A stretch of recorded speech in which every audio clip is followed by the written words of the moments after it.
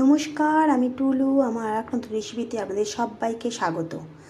আজ হবে বেসনের সন্দেশ।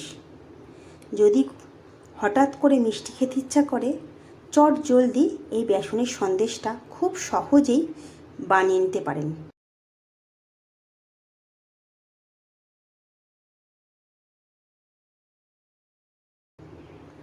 এই বেসনের সন্দেশটা করার জন্য প্রথমেই একটা থালার মধ্যে নিয়ে নেব 2 কাপ বেসন।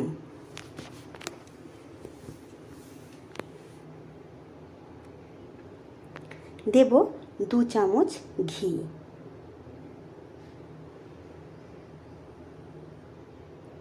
দেব 2 চামচ লিকুইড দুধ,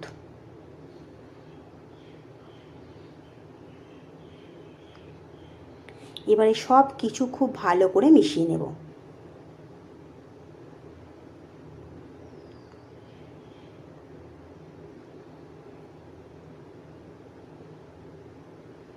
খুব ভালো করে সব কিছু মেশানো হয়ে গেছে। দেখুন, মেশানো হলে ঠিক এরকম বেসনটা দানা দানা ভাব চলে আসবে। এবারে এটা খুব ভালো করে একবার চেলে নেব।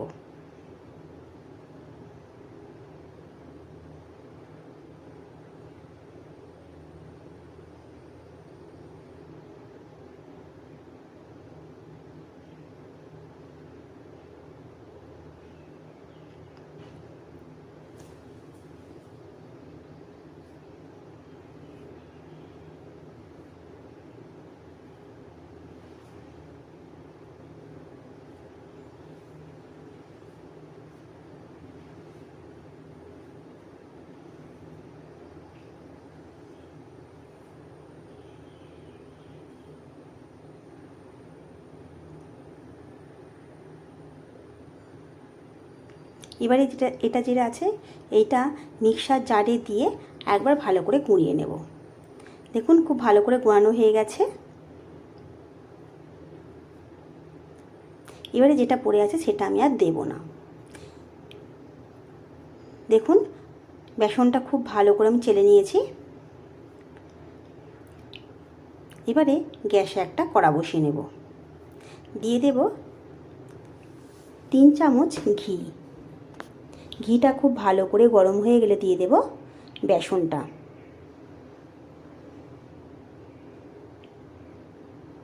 বেসনটা ঘিয়ের সঙ্গে খুব ভালো করে ভেজে নেব।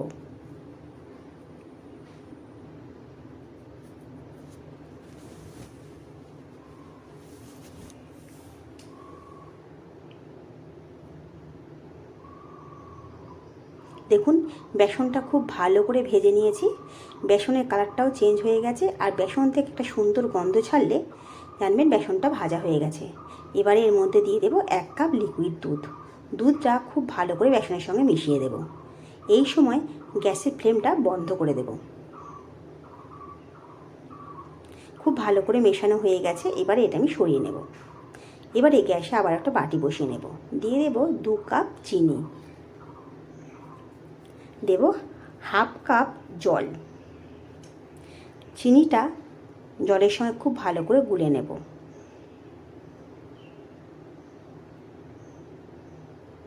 দিয়ে দেব 2টো ফাটানো এলাচ।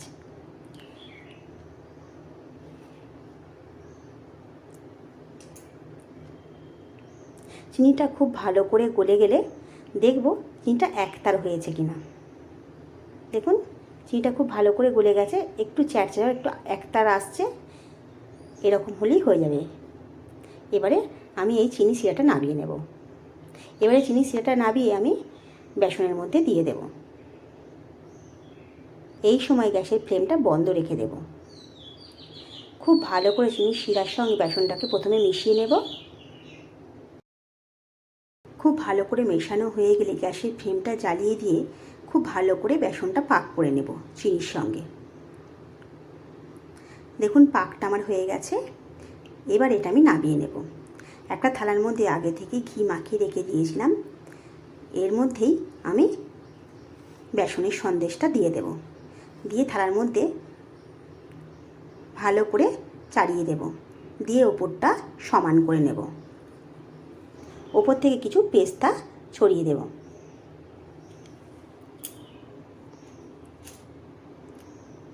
এবার এটা খুব ভালো করে ঠান্ডা হয়ে গেলে তারপর আমি কেটে নেব।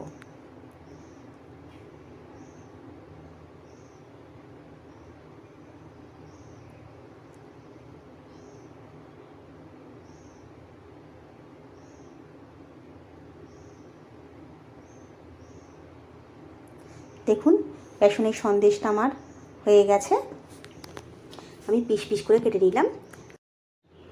আমি একটা প্লেটের মধ্যে সাজিয়ে নিচ্ছি। দেখুন অল্প একটু বেসন থাকলেই এই রকম আপনারা খুব কম সময়ে সুস্বাদু একটা মিষ্টি তৈরি করে নিতে পারেন। হঠাৎ করে মিষ্টি খেতে ইচ্ছা করলে এই রকম সন্দেশ বানিয়ে নিতে পারেন। এই রকমভাবে আপনারা একবার বাড়িতে বানিয়ে দেখুন, ভালো লাগলে কমেন্ট করে জানাবেন। যদি আমার রেসিপিগুলো ভালো লেগে থাকে একটা লাইক করে দেবেন।